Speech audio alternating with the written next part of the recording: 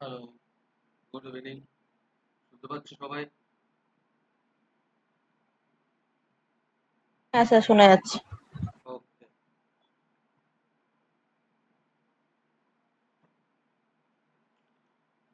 আচ্ছা, তোমাদের গ্রুপে বাংলার যে বিভাগ ক এবং বিভাগ খ করে দিয়েছি, যে যে কোশ্চেনগুলো থেকে মূলত কোশ্চেন এসে থাকে এবং যেগুলো করানো হয়ে থাকে, সেখানে লক্ষ্য করে দেখবে যে যে সমস্তগুলো দেওয়া আছে, আমি আর রিপিট করছি না, তোমরা গ্রুপটা ফলো করে এখনো দেখতে পারো।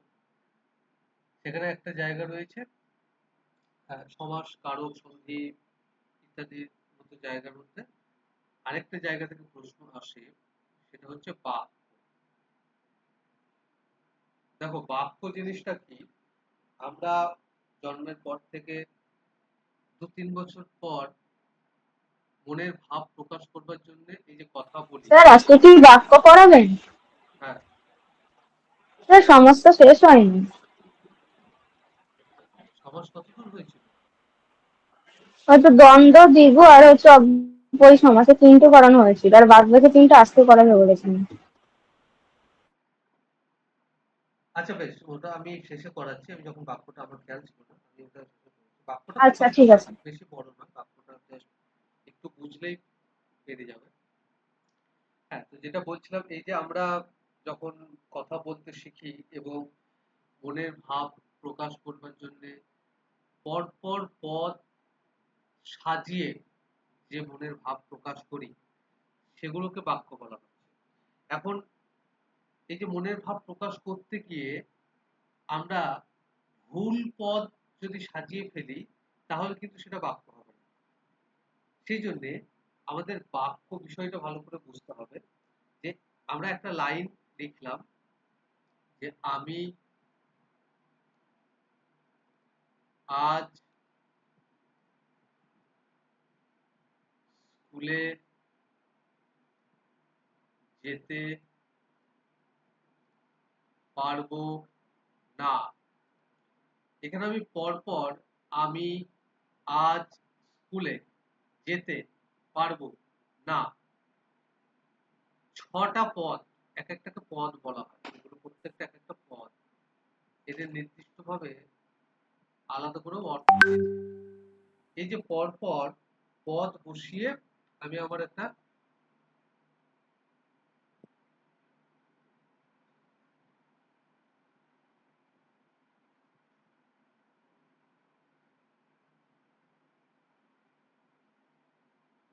পরপর পদ বসিয়ে আমরা একটা মনের ভাব প্রকাশ করলাম। এখন এই পদগুলো পরপর বসাতে গিয়ে আমাদেরকে আলাদা করে কি কিছু শিখতে হয়েছে? হাতে ধরিয়ে শেখাতে হয়নি। কারণ আমরা কথা বলতে শিখি শুনে শুনে। বাচ্চাদের সাইকোলজি হচ্ছে সে শোনে এবং কথা বলতে শেখে। এই বাক্যের ব্যাপারগুলোটাই ওই ভাষা শিক্ষণ ওই জায়গাগুলোতেও দেখবে পড়ানো হবে। ওই জায়গাগুলো আমি বলবো যে কিভাবে ভাষা শেখানো হয় বাচ্চাদের, বাচ্চারা কিভাবে নিজেরা ভাষা শেখে। কিছু জিনিস আমরা দেখে শুনেই শিখি, কিছু জিনিস আমাদেরকে কোনো নিয়মের মধ্যে আবদ্ধ হয়ে শিখতে হয়। যাই হোক, তাহলে এই যে পরপর বললাম, তাহলে দেখো পরপর পদগুলোকে আমরা সাজালাম। এবারে আমি যদি বলি যেতে আজ আমি পারবো স্কুলে না, কেউ যদি এরকম কথা বলে, সেও তো পরপর পদগুলো বসালো এবং একটা সম্পূর্ণ বাক্য তৈরি করলো। তাহলে কি এটা কি বাক্য হলো? যেতে আজ আমি পারবো স্কুলে না, হলো? তোমরা কি বলো? তোমরা পার্টিসিপেট করো। এই যে না, হয়নি। প্রথমটা লিখেছি তখন সেটা বলা হচ্ছে যে ওটার বাক্য হয়েছে।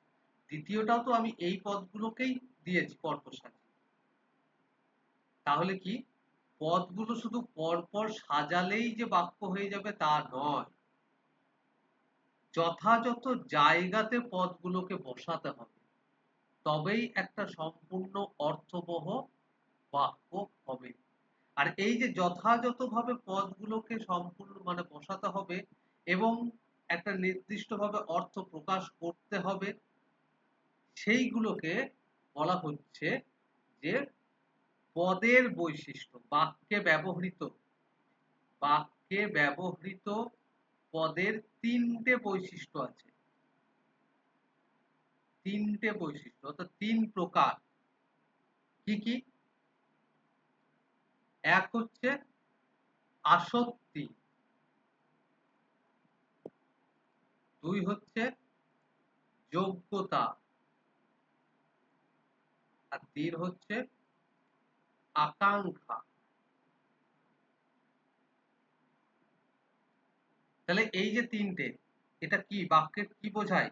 এই তিনটে ভাগ, যে পদের বৈশিষ্ট্য, পদগুলো কোথায় কিভাবে বসবে এবং কোনটা বসলে সঠিকভাবে হবে। আচ্ছা, প্রথমে আমি আসি আসক্তি। আসক্তি কথার অর্থ হলো নৈকট্য, কাছে। ঠিক আছে? আসক্তি কথার অর্থ নৈকট্য, এর আরেকটা অর্থ হচ্ছে নৈকট্য, কাছাকাছি।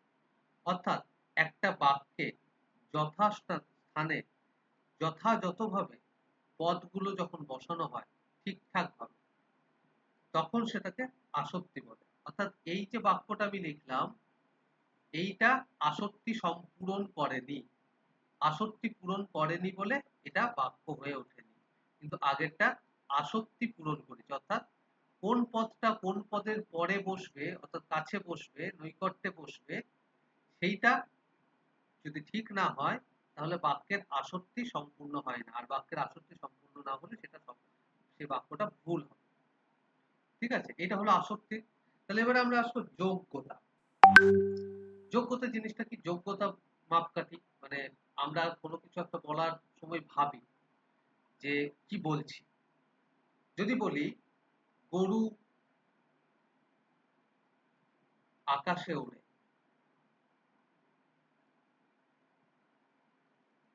এখানেও তো পরপর পদ বসালাম, একটা বাক্য তৈরি হলো, কিন্তু এটা কি বিশ্বাসযোগ্য হয়ে উঠলো? যোগ্যতা বলতে কি বোঝায়?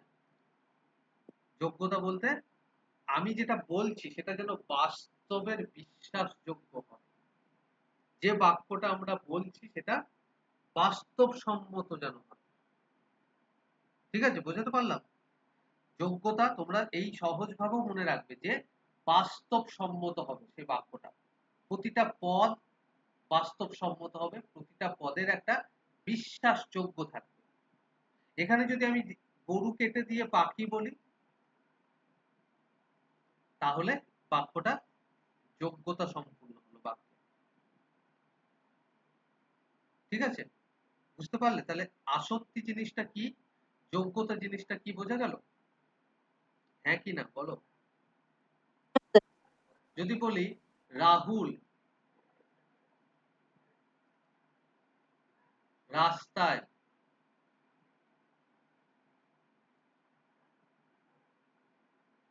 সাঁতার কাটছে,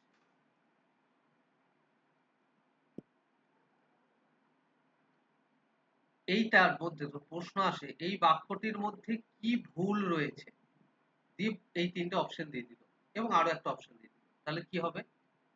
এই বাক্যের মধ্যে কি ভুল রয়েছে, কোন পদের বৈশিষ্ট্যটা ভুল রয়েছে? যোগ্যতা, আসক্তি, আকাঙ্ক্ষা, কোনটা ভুল? যোগ্যতা হ্যাঁ, যোগ্যতা যোগ্যতা যোগ্যতা। কেন? কারণ সাঁতার রাস্তাতে কাটা যায় না, সাঁতার জলে কাটতে হয়। এবার আসি আমরা ৩ নম্বর পদ, আকাঙ্ক্ষা। আকাঙ্ক্ষা বলতে কোনো কিছু জানার ইচ্ছা, শুনে থাকার ইচ্ছা, আকাঙ্ক্ষা পূরণ করা। তাহলে আমি যদি বলি ধরো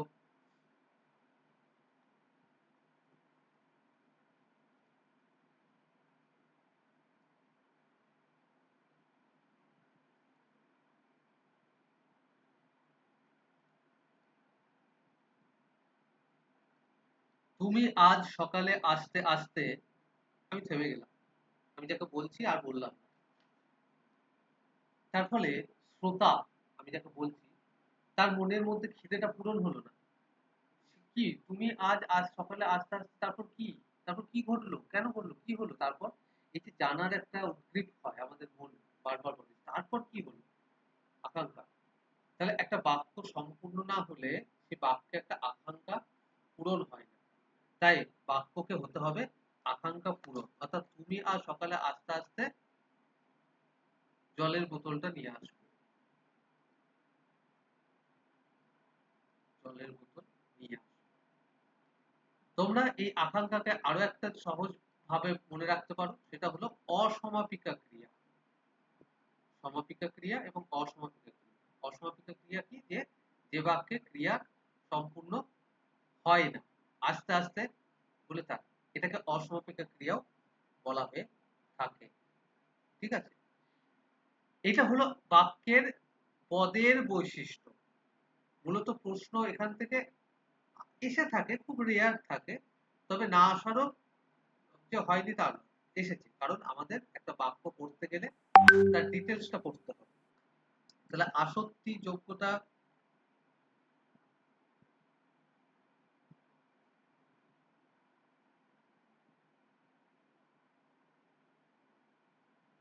আসক্তি, যোগ্যতা, আকাঙ্ক্ষা, এই তিনটের বিষয় বোঝা গেল। এবারে আমরা আসব বাক্যের পরবর্তী ধাপ। স্যার একবার আসক্তিটা একবার বুঝিয়ে দিন তো, বুঝতে পারলাম না। ও আচ্ছা, ঠিক আছে। আসক্তি, আসক্তি মানে আমরা যে পদগুলো পরপর সাজিয়ে একটা বাক্য তৈরি করছি বা বলছি, সেই পদগুলো যেন যথাস্থানে সাজানো থাকে। এখন যদি তোমাকে বলে যে স্কুলে বাংলা স্যার অঙ্ক পড়াচ্ছে, না সরি ভুল, আমি উদাহরণ হিসেবে ভুল বললাম, যে আমি একটা বাক্য বলছি যে আমি এখন তোমাদের বাংলা ক্লাস নিচ্ছি। আমি, এটা একটা বিশেষ্য পদ, তোমাদের একটা বিশেষ্য পদ, বাংলা এটাও একটা সাবজেক্ট বোঝাচ্ছে বিশেষ্য পদ, আর ক্লাস নেওয়া এটা ক্রিয়া।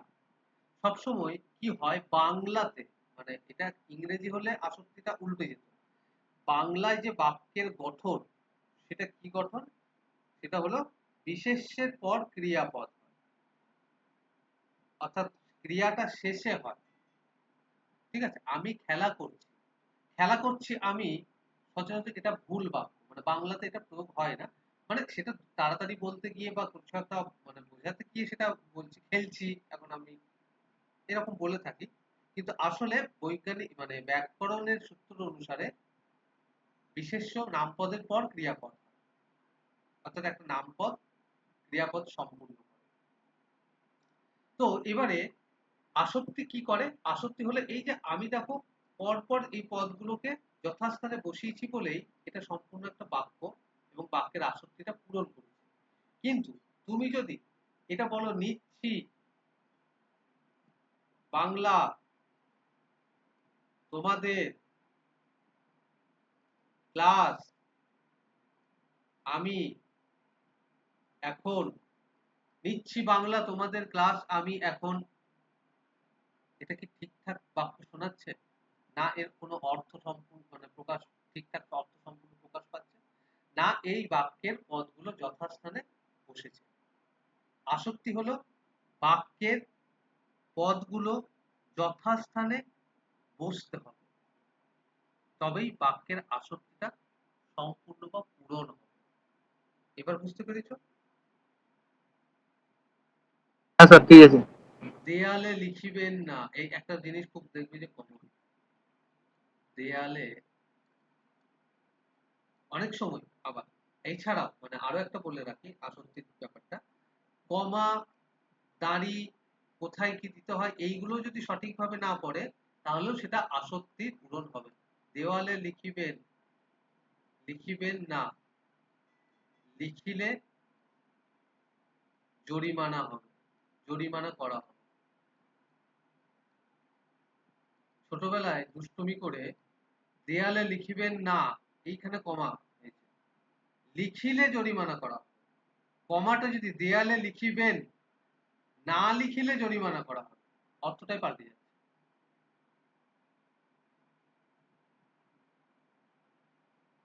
বুঝে গেল? তাহলে একটা কমা বা একটা দাঁড়িয়েও যদি ঠিকঠাক জায়গায়, মানে ওই একই ব্যাপার, যেমন পদগুলো ঠিকঠাক মানে যথাস্থানে বসাতে হবে, ঠিক সেরকমই পদের সঙ্গে সঙ্গে কমা অর্থাৎ জ্যোতি চিহ্ন, কমা, দাঁড়ি, ফুল স্টপ, যা কিছু মানে ইনভার্টেড কমা যা কিছু আছে সেইগুলো যথাস্থানে বসাতে হবে। যথাস্থানে না বসালে সেটার অর্থ যেমন ভুল দাঁড়ায়, ঠিক সেরকমই বাক্যটা সম্পূর্ণ মানে বাক্যটার কোনো আসক্তি সম্পূর্ণ হয় না। এই হচ্ছে আসক্তি। যোগ্যতা হচ্ছে খুব স্বাভাবিক যে বাস্তবসম্মত হতে হবে। অর্থাৎ গরু, ওই গল্পের গরু গাছে চড়ে, কিন্তু বাস্তবে গরু গাছে চড়ে না, গাছে মানে পাখিরা উড়ে চাপে। ঠিক আছে? আর আকাঙ্ক্ষা, স্যার আসক্তিটা একটু সংক্ষেপে বোঝাবেন? আসক্তি আসক্তিটা মানে খুব সংক্ষেপে, তুমি আসক্তিটাকে মানে খুব সংক্ষেপে মানে কিভাবে বুঝবো আর কি, মানে খুব সংক্ষেপে। তুমি এই যে কি বলছো, স্যার আসক্তিটা খুব সংক্ষেপে বোঝাবেন, তুমি এই কথাটা বললে তো। হ্যাঁ হ্যাঁ হ্যাঁ, এখন মানে যদি ভীষণ সংক্ষেপে। এখন যদি আমি এটাকে উল্টে দিয়ে মানে যদি তুমি বলতে, বোঝাবেন আসক্তি স্যার সংক্ষেপ, ঠিক বাক্য হচ্ছে? না, বাক্য হচ্ছে না। তাহলে ওটাকেই তো আসক্তি বলা হচ্ছে, মানে ওটা আসক্তি পূরণ হচ্ছে না। এই যে ঠিক হচ্ছে, কেন হচ্ছে না, কেন বোঝাবেন স্যার সংক্ষেপ, আসক্তি কেন হচ্ছে না? কারণ যে পদগুলো যখন যেখানে বসানো উচিত সেগুলো সেখানে বসানো হয়নি। ক্লাস 5 এর স্টুডেন্ট যদি ক্লাস 10 এ বসে পড়ে, তাহলে কি সেটা হয়? ঠিক ঠিক হয়? ঠিক হয় না। ঠিক সেরকমই বাংলা পড়াতে গিয়ে যদি অঙ্ক পড়িয়ে দিই, সেটাও ঠিক হয় না। এটাই হচ্ছে আসক্তি। আচ্ছা, বুঝলাম এবার। অর্থাৎ প্রতিটা পদ যে যার জায়গায় বসবে, নিজের নিজের জায়গায় না বসলে সে আসক্তি হবে না।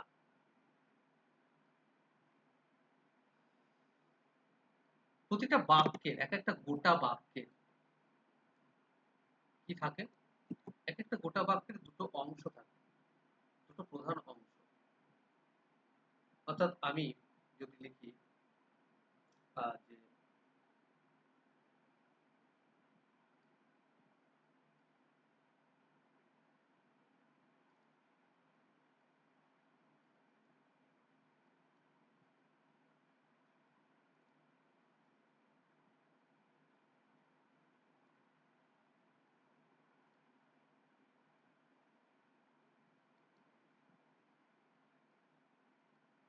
এটা একটা বাক্য, এই বাক্যে আমরা দুটো ভাগ পাবো।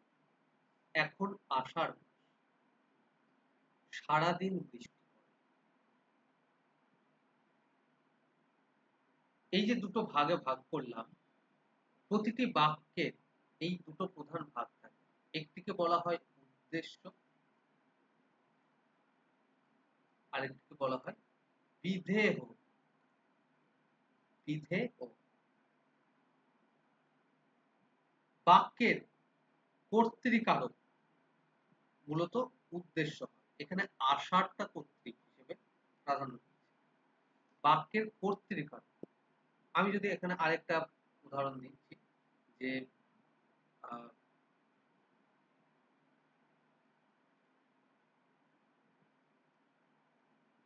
রোহন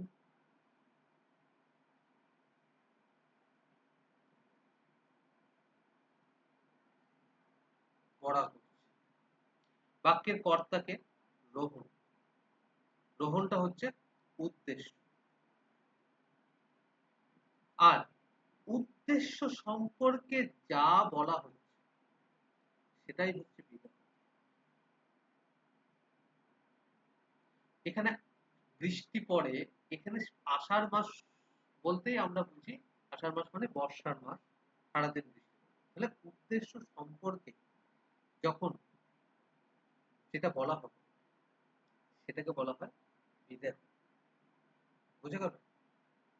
উদ্দেশ্য এবং বিধেয় জিনিসটা কি?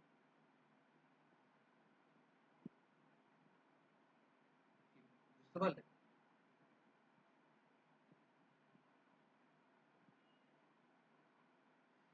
বুঝতে পারলে? বলো হ্যাঁ কি না। উদ্দেশ্য আর বিধেয় এটা খুব সহজ, সহজ, ছোটবেলায় শিখেছে। হ্যাঁ স্যার, বুঝতে পেরেছি। হ্যাঁ স্যার পেরেছি। হ্যাঁ স্যার, হ্যাঁ স্যার বুঝতে পেরেছি। এটা তো খুব সহজ। এগুলো এটা পরীক্ষায় সাধারণত আসে না, খুব সহজ। এইবারে আমরা আসবো বাক্যের প্রকার দিয়ে।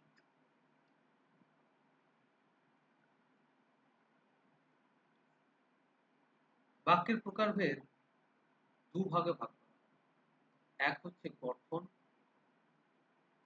আর দুই হচ্ছে অর্থ। অর্থাৎ গঠনের দিক থেকে বাক্যকে ভাগ করা হয়, আবার অর্থের দিক থেকেও বাক্যের ভাগ করা হয়। প্রথমে আমরা আসবো গঠন।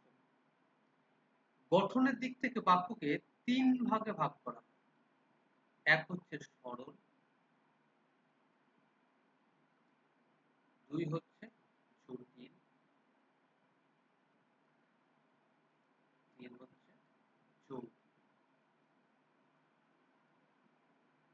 আর অর্থগত দিক দিয়ে অনেক ভাগে ভাগ করা হয়, হ্যাঁ বাচক, না বাচক, প্রশ্নবাচক, প্রচুর। ওটার মানে অনেক ভাগ রয়েছে, ওটা পরে আসছে।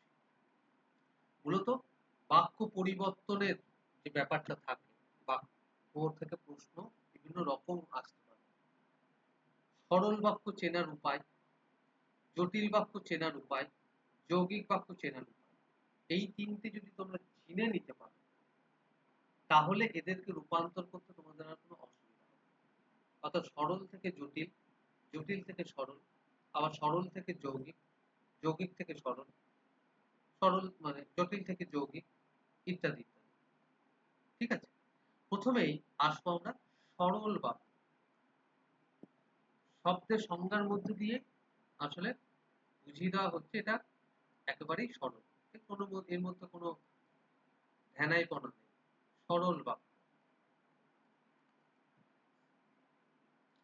সরল বাক্য আমরা বুঝবো কিভাবে?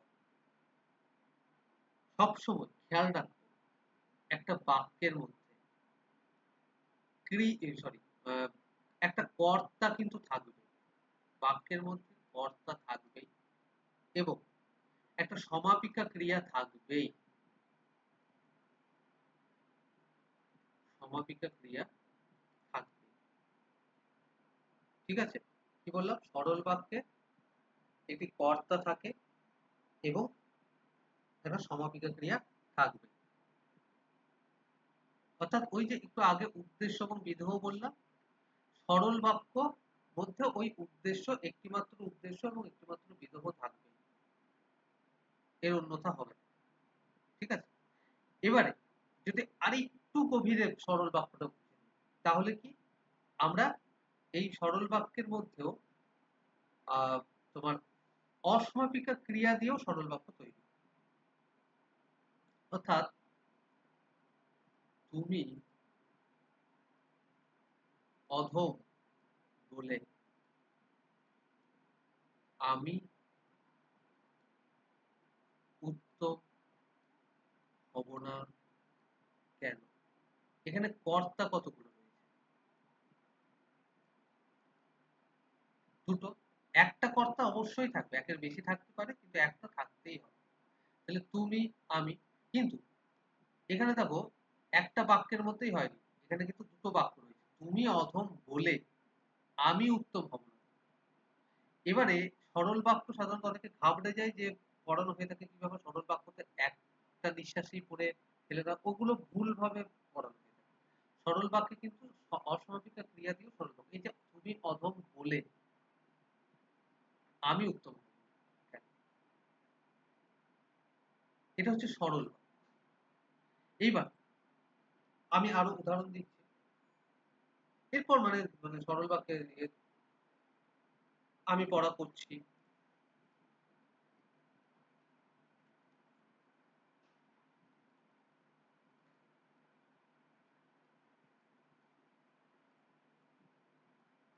ধনীরা প্রায়ই কৃপণ হয়,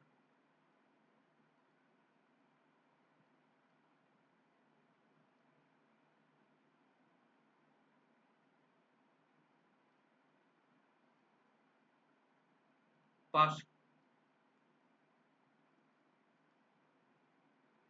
পরীক্ষায় পাস করতে চাইলে পড়াশোনা করো।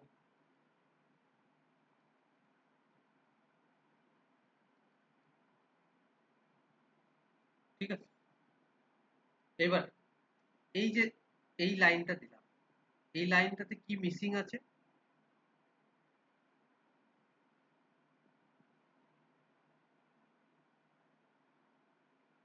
ধরতে পারছো কিছু?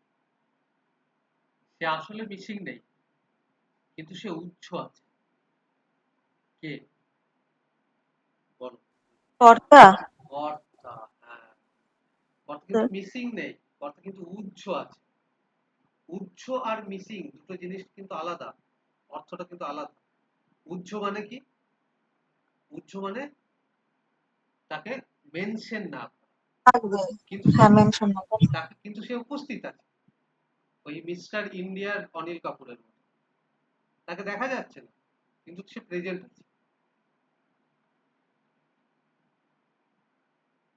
তাহলে এইভাবেও বুঝবে যে সরল বাক্যে যে সবসময় কর্তাকে দেখা যাবে, সে যে উপস্থিত মানে তা নয়। সে কিন্তু মিস্টার ইন্ডিয়া মতো মানে অদৃশ্য থাকতে পারে, বুঝে নিতে হবে। তাহলে এইগুলো হলো সরল বাক্য। এবারে আমরা জটিল বাক্যটা কি জিনিস, এটা না হয় সরল বাক্য হলো, তাহলে জটিল বাক্য জিনিসটা কি হবে আমরা এবারে সেটা একটু বুঝবো। প্রথমে আমরা তিনটে বুঝে নেব, বুঝে নেওয়ার পর তাদের রূপান্তর। তাহলে জটিল, জটিল বাক্য বলতে কি বোঝাচ্ছে? স্বাভাবিকভাবেই যে কোনো জটিল, সরল বাক্যে একটি প্রধান বাক্য ছিল, কিন্তু জটিল বাক্যে প্রধান বাক্য একটি থাকবে আর অপ্রধান বাক্য অনেকগুলো থাকতে পারে। অপ্রধান বাক্য অনেক থাকতে পারে, একটাও থাকতে পারে আবার একের বেশিও থাকতে পারে। এটা তো হলো একটা পয়েন্ট, কিন্তু আরো সহজ করে আমরা যদি বুঝি তাহলে কি হবে? এই যে অপ্রধান বাক্য, এগুলোকে উপবাক্য বলা হয়। এই উপবাক্যগুলোকে যে শব্দগুলো দিয়ে জোড়া লাগানো হয়, আমরা সেই শব্দগুলোকে চিনে রাখি, তাহলেই আমরা জটিল বাক্য চট করে সহজেই বুঝে নিতে পারবো। কি সেগুলো হলো? যে, সে, যদি, তবে, যখন, তখন, যেখানে, সেখানে, যা, তা। ঠিক আছে, সবসময় জটিল বাক্যে এই অপ্রধান বাক্যগুলোকে যারা জোড়া লাগায় তাদেরকে মনে রাখলে জটিল বাক্য চট করে তোমরা বুঝে যাবে যে এটা জটিল বাক্য। অর্থাৎ আমরা যদি এই বাক্যটাকেই নিই, তুমি অধম বলে আমি উত্তম হব, তাহলে কি হবে?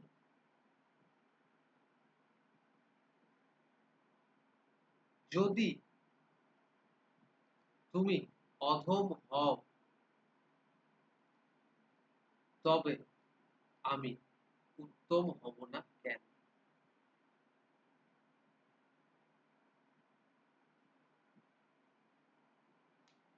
ঠিক আছে, আরো উদাহরণ দিই। যে, সে, যদি, তবে, যখন, তখন, যেখানে, সেখানে, যা, তা, এগুলো নিয়ে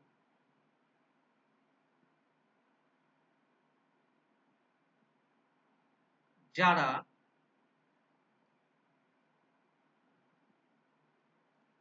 ভালো ছাত্র তারা মন দিয়ে পড়াশোনা করে।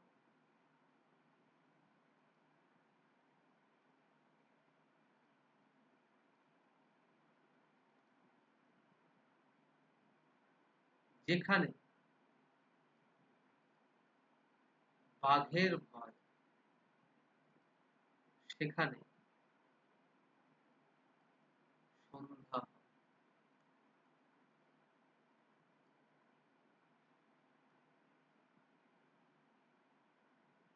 যা বাহান্ন তাহাই কৃপান।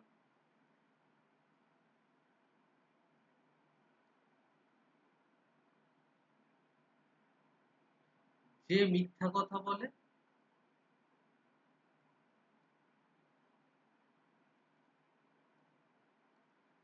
তাকে কেউ পছন্দ করে। ক্লিয়ার জায়গাটা?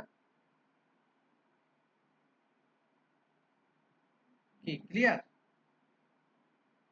হ্যাঁ স্যার, বুঝতে পেরেছি। বেশ, এবারে আমরা তাহলে যাব যৌগিক বাক্য। যৌগিক বাক্যটা হয়ে যাওয়ার পর এবারে আমরা রূপান্তর চলে যাব।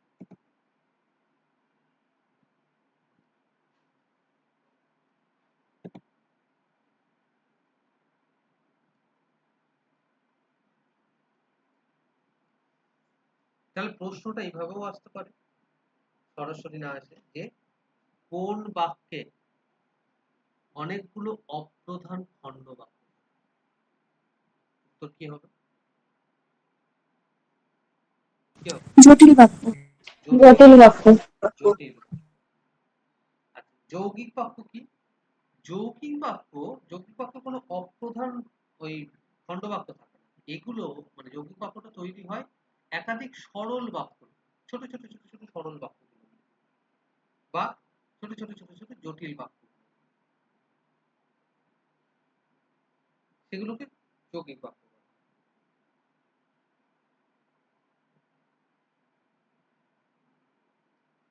কাজ শেষ হলো, একটা সরল বাক্য।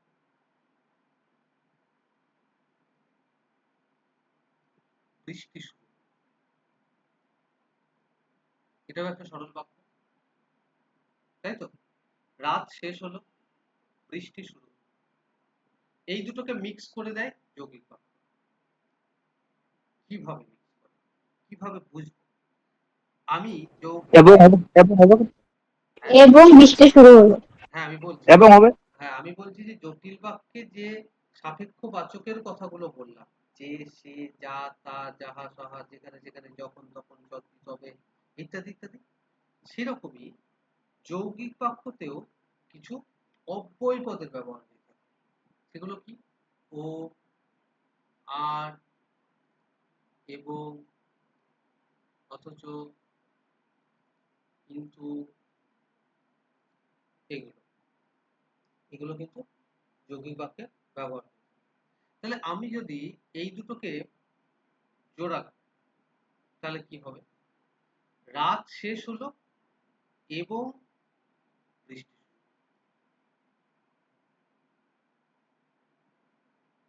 ঠিক আছে? অথবা, নতুবা, এই যে পদ, এগুলোকে অব্যয় পদ বলা হয়। কেন? এই যে অব্যয় পদ বলার কারণ হচ্ছে এগুলোর কোনো পরিবর্তন হয়, চেঞ্জ হয় না, এটা সব জায়গাতে একইভাবে বসে। তুমি যাও, নতুবা আমি থাকবো। দেখো, তুমি যাও একটা সরল বাক্য, আমি থাকবো না দুটো জোড়া লাগালো, নতুন। তার অনেক টাকা পয়সা,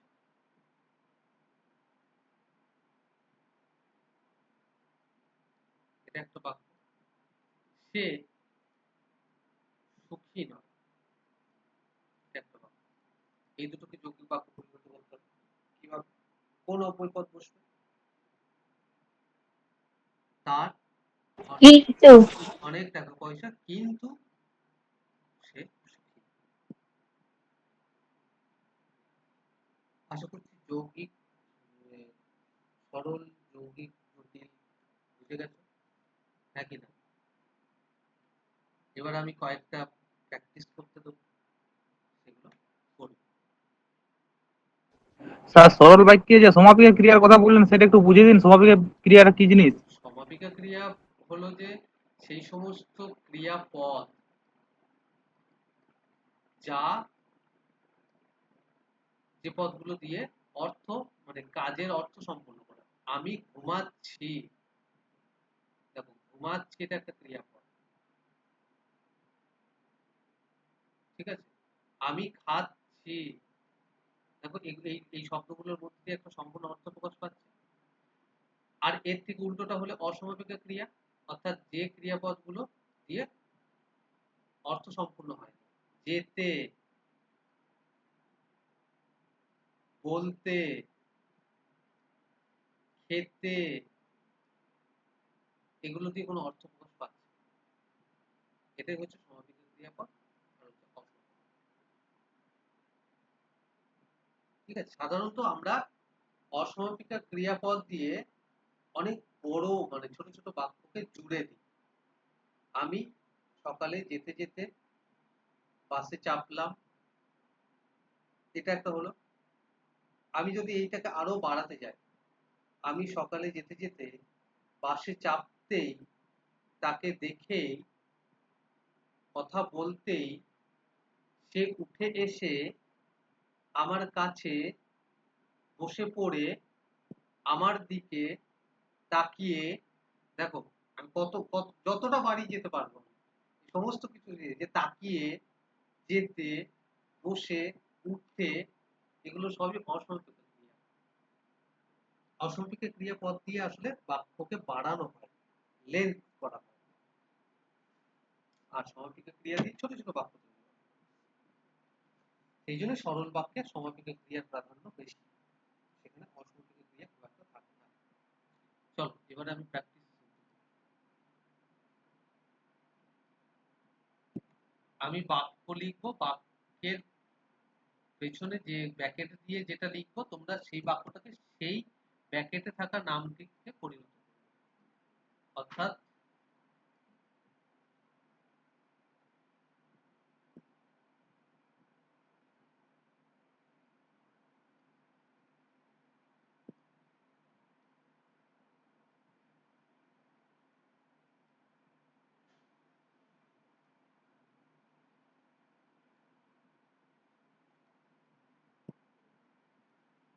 এটা একটা সরল বাক্য, একে তুমি পরিণত করবে জটিল বাক্যে।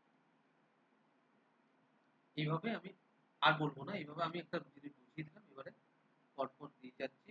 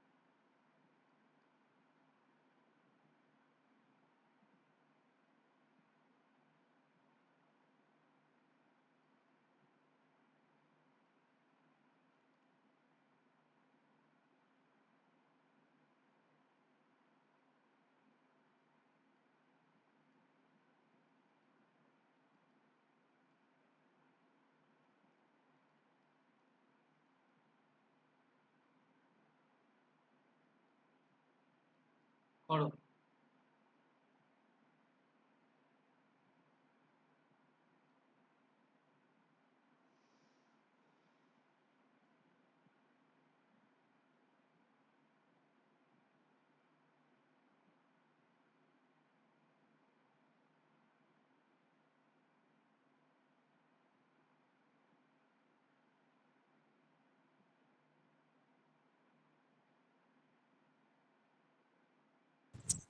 বলবো স্যার? না, সবার হলে তারপরে, সবার হয়ে গেলে বলবো।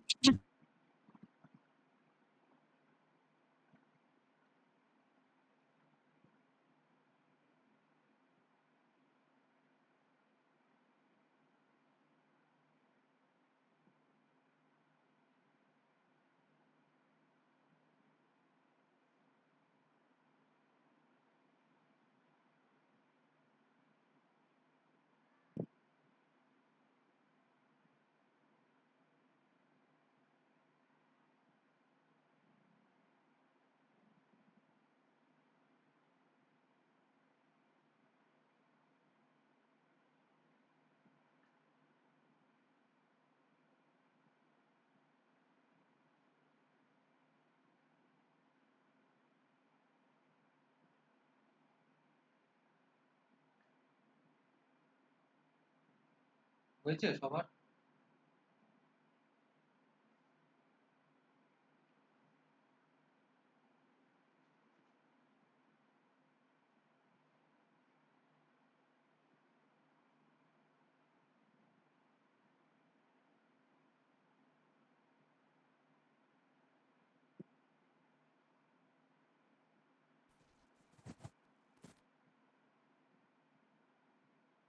হয়েছে? বলো, কার কার হয়েছে বলো তো। আমার স্যার।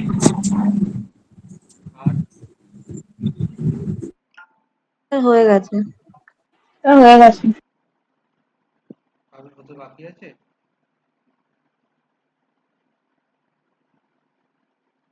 বাকি থাকলে জানান, নাহলে আমি জিজ্ঞেস করতে শুরু করবো।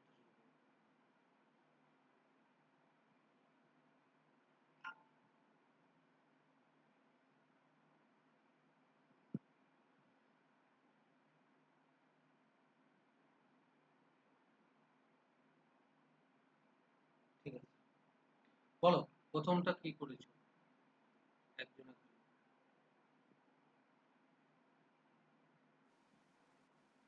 তো প্রথমটা আমি করেছি যে তোমাকে দেওয়ার মতন আমার কিছুই নেই, যেটা সেটা কে লিখেছি যে যা তোমাকে দেব কমা আমার তেমন কিছু নেই। স্যার আমি এটা করেছি, আমার আমার এমন কিছু নেই যে আমি তোমাকে দিতে পারি। হ্যাঁ, আর আমার এমন কিছু নেই যা তোমাকে দেব। স্যার, আমার এমন কিছু নেই যা তোমাকে দেব। বেশ, আর আর বাকিরা বলো, এক এক করে বলো, সঠিক উত্তরটা আমি কি বলবো। স্যার আমার বলবো? কিছুই নেই যে আমি তোমাকে দেব। আর বাকি? তোমাকে দেওয়া যেতে পারে তেমন কিছুই আমার নেই।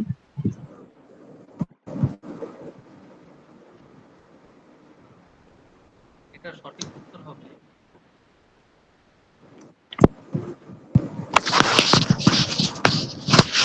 আমার এমন কিছু নেই যা তোমাকে।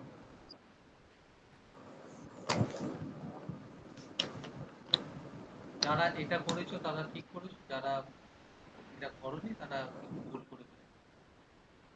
ঠিক করেছো। Sir next. দিতে পারে এটাও কি ঠিক হতে পারে? আমি নতুন করেছি যা আমি তোমাকে দিতে পারি। কি কি কি কি বললে? আমার এমন কিছু নেই যা আমার এমন কিছু নেই যা আমি তোমাকে দিতে পারি। ডবল আমি লাগাচ্ছ কেন? তুমি তো একবার আমার লিখেছো, আবার আমি কেন দেবো? ও আচ্ছা আচ্ছা। ডবল তো লাগাচ্ছ ও কেন? আচ্ছা আচ্ছা ঠিক ডবল আছে। কর্তা তো দিতে পারো না। বাক্যে যটা আচ্ছা ঠিক পূর্ণমাত্রা আছে। রয়েছে সেটা। হ্যাঁ, নেক্সট। মিথ্যে বলেছো, সুতরাং তোমার পাপ হবে। মিথ্যে তাহলে মিথ্যে তোমার বললে পাপ তোমার হবে। পাপ হবে। এক এক করে বলো। স্যার, স্যার, মিথ্যা বলার জন্য তোমার পাপ হবে। মিথ্যা বললে তোমার পাপ হবে। বা মিথ্যা বলছো তোমার পাপ হবে। আর মিথ্যা বললে তোমার পাপ হবে। না দেখো, এটা যারা মিথ্যা বললে বলছো না, মিথ্যে বলেছো, অলরেডি সে বলে ফেলেছে। তোমরা কি করছো, বললে বললে মানে ফিউচার টেন্সটা তোমরা লক্ষ্য করবে। মানে সে বলেছে, তার মানে মিথ্যা বলার জন্য পাপ হবে। জন্মার ফলে কি এক জিনিস? খুব আওয়াজ এলো কি? জন্মার ফলে কি এক জিনিস? জন্য আর পরে? ফলে ফলে একই জিনিস। হ্যাঁ মানে একই। তুমি কি লিখেছো? মিথ্যে বলার ফলে তোমার পাপ হবে। হ্যাঁ, ওটাও হবে, ওটাও হবে। কিন্তু যারা ওই বললে বললে লিখছো সেটা কিন্তু হবে না। বলার মানে বললে তো ফিউচার হয়ে যাবে, টেন্সটা তোমাদের ঠিক রাখতে হবে। নেক্সট, ফিরে আসা গেলেও যাওয়া যাবে না। যৌগিক বাক্য। ফিরে আসা যাবে কিন্তু যাওয়া যাবে না। আর ফিরে আসা যাবে কিন্তু যাওয়া যাবে না, ওটাই। ফিরে আসা যাবে কিন্তু যাওয়া যাবে না। এটাই সবাই করেছো তো? হ্যাঁ, তা এটা একদম ঠিক বলেছো। টেক নেক্সট, কষ্টের আর শেষ নেই। কষ্ট আছে এবং তার কোনো শেষ নেই। কষ্ট আছে কিন্তু তার শেষ নেই। দুজন বলবে বাকি।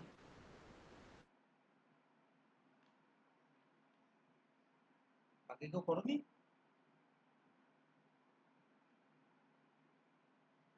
এখানে আমি দেখতেও পাচ্ছি না তোমরা কি কে। আর কেউ করোনি? এটা বলো। দুজন তো বললে বাকি। কষ্টের আর শেষ নেই, যৌগিক বাক্য কি হবে?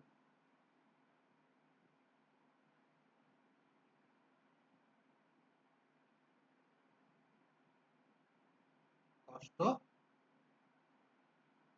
আছে কিন্তু তার শেষ নেই। কষ্ট আছে কিন্তু তার শেষ নেই। নেক্সট, টাকা দিলেই ছাড়া পাবে, জটিল বাক্য। যদি টাকা টাকা দাও দিয়ে তবেই ফাঁকিয়ে ছাড়া পাবে। যদি ফাঁকিয়ে দাও তবে ধরা পড়বে। ধরা পড়বে? এটা কোথা থেকে চলে এলো? যদি যদি টাকা দাও তাহলেই ছাড়া পাবে। ও আচ্ছা, হ্যাঁ।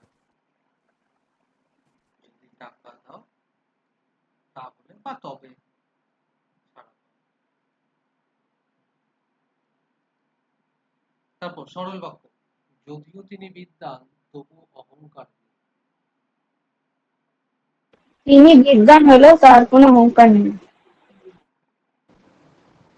তিনি বিদ্বান সত্ত্বেও নিরহংকারী।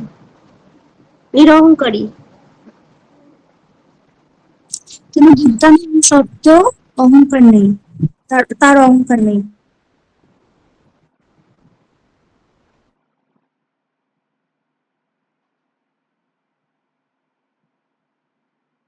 স্যার, বিদ্বান ব্যক্তির অহংকার নেই।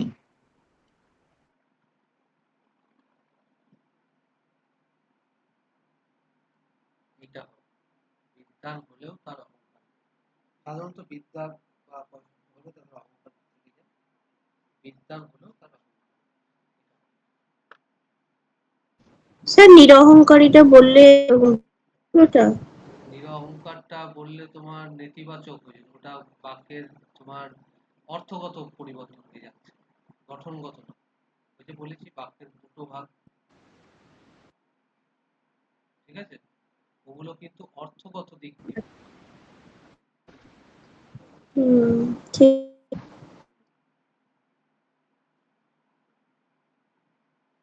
পণ্ডিত হওয়া সত্ত্বেও সে বিনয়ী নয়। যদিও সে সে পণ্ডিত তবুও সে তবুও বিনয়ী। এই নয়, এটাই আমিও করেছি। হ্যাঁ, সবাই এটাই করেছে তো, যদিও সে পণ্ডিত তবুও সে বিনয়ী নয়। একদম ঠিক আছে। যৌগিক বাক্য, বিপদের সাথে দুঃখও আসে। বিপদ আসে এবং তার সাথে দুঃখ আসে। একদম আমিও এটাই করেছি, বিপদ আসে এবং তার সাথে দুঃখ আসে। ঠিক আছে, একদম ঠিক আছে। তাহলে বাক্য পরিবর্তনে আমরা গঠনগত দিক দিয়ে যে বাক্য পরিবর্তনগুলো ছিল সেগুলো আজকে শেখা গেল। অর্থ অনুসারে অনেক ভাগ আছে, অর্থ অনুসারে তো আজকে আর করানো যাবে না, অর্থ অনুসারে অনেকগুলো ভাগ রয়েছে। আমি শুধু ভাগগুলো বলে দিই যে অর্থ অনুসারে কি কি ভাগ থাকে।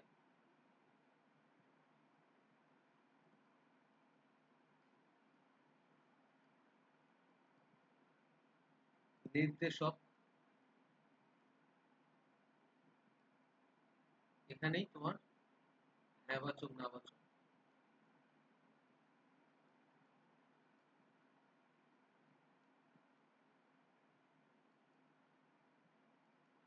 প্রশ্নবোধক,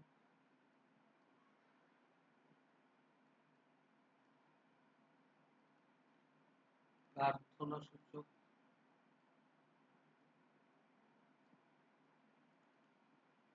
অনুজ্ঞাবাচক,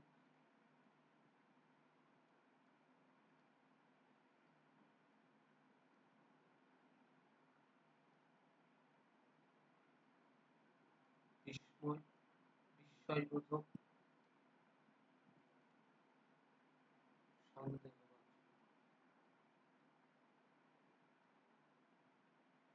এবং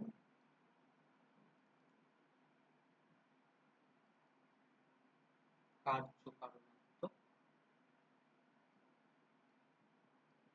বাক্য। ঠিক আছে, অর্থগত দিক দিয়ে এই 7টি বাক্য পরিবর্তনে রয়েছে।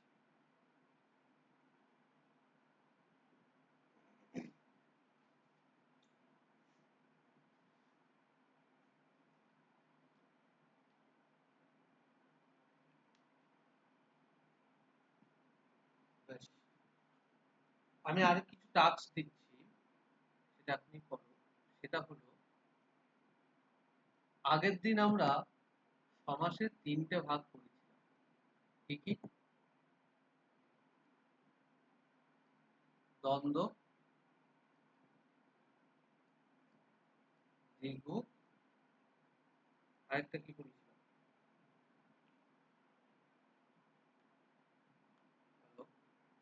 অব্যয়ভাব সমাস। বহুব্রীহি,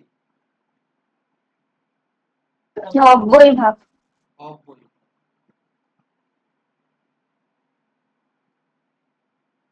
আমি কিছু দিচ্ছি শব্দ, ব্যাস বাক্য সহ সেই সমাস শব্দগুলো সমাস নির্ণয়।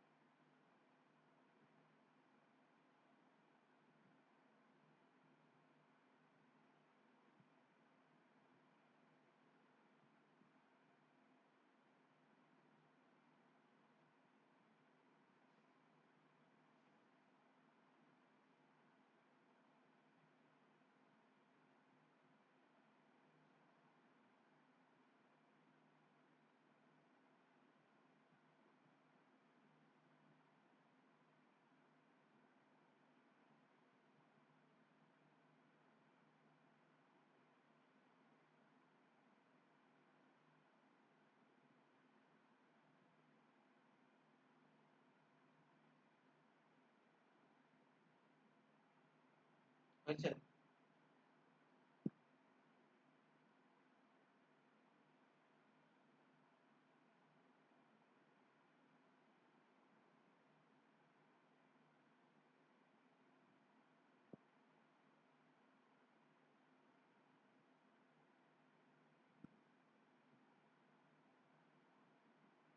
হ্যাঁ স্যার হয়েছে।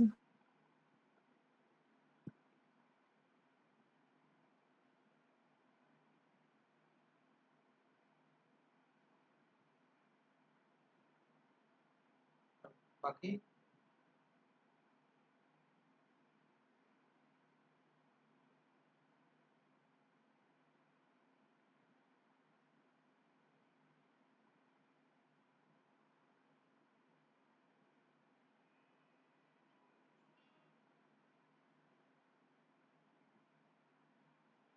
বাকিদের বলো, বলো প্রতিদিন কি করেছো? দিন দিন। কি সমাস? অব্যয়ভাব সমাস।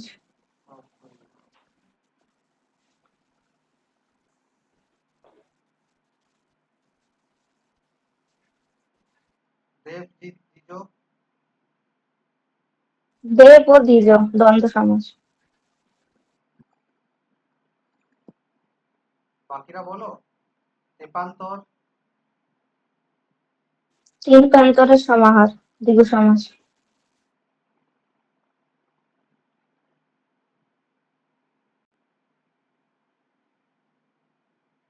বাকি কারা আছে? সাধুচরণ, অনন্যা, স্বপ্না, প্রত্যুষা, সব বলো। ক্রিয়াকর্ম, স্যার আমি তো বলছিলাম। হ্যাঁ যে বলছো সে না বলে করে বাকিরা বলো। ক্রিয়াকর্ম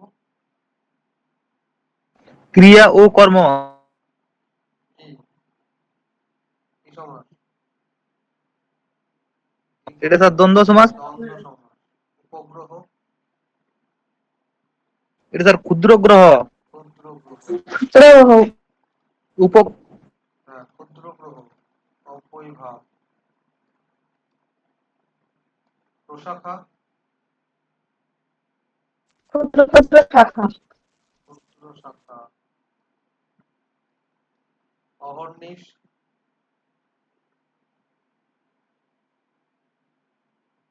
কি হবে? অহর্নিশ তো করনি? অহ ও নিশা। অহ ও নিশা কি? অহ ও নিশা, দ্বন্দ্ব সমাস। সপ্তাহ, সপ্তহ সমাহার। হ্যাঁ সপ্তহের সমাহার হবে কি? কি কি কি আমি বুঝতে পারছি না। নেটওয়ার্ক অসুবিধা হচ্ছে তো তাই ব্রেক করছে কথা। হ্যাঁ সাত, তারপরে কি বলছো আমি বুঝতে পারছি না।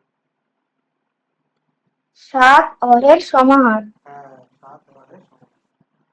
চৌপদী, চার পদের সমাহার। কম বেশি, কম ও বেশি। ঠিক আছে। বাকি যারা বলছো না তারা কি করছো না বলো তো? সবাই করেছো এটা? অনন্যা হ্যাঁ স্যার বলুন। করেছো? স্যার বাংলা ক্লাসটা আজকেই প্রথম করছি, ওই জন্য মানে ঠিক সমাজটা ঠিক আপনার পাচ্ছিলাম কথা না। বুঝতে পারলাম না স্যার, কি বলুন আরেকবার বলুন। হ্যাঁ আমি বললাম যে সবাই করেছো তো, আমি এক এক করে নাম বলছি। ও হ্যাঁ স্যার আমি তো বলে গেলাম। ও আচ্ছা আচ্ছা, হ্যাঁ ঠিক আছে। আমি দেখে নিই। হ্যাঁ বেশ ঠিক আছে। হ্যাঁ বাংলা ক্লাস প্রথম করছো, এমনিতে বাক্যটা তো আজ প্রথমেই করালাম।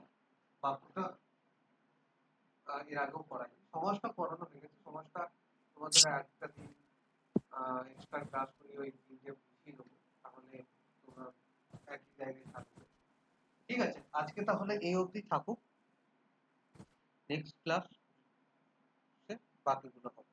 ঠিক আছে, আর মক টেস্ট দেবো সেগুলো এবার করবার চেষ্টা করবো। স্যার আজকে নোটটা দিয়ে দেবেন। হ্যাঁ নোট দিয়ে দেবো, ঠিক আছে।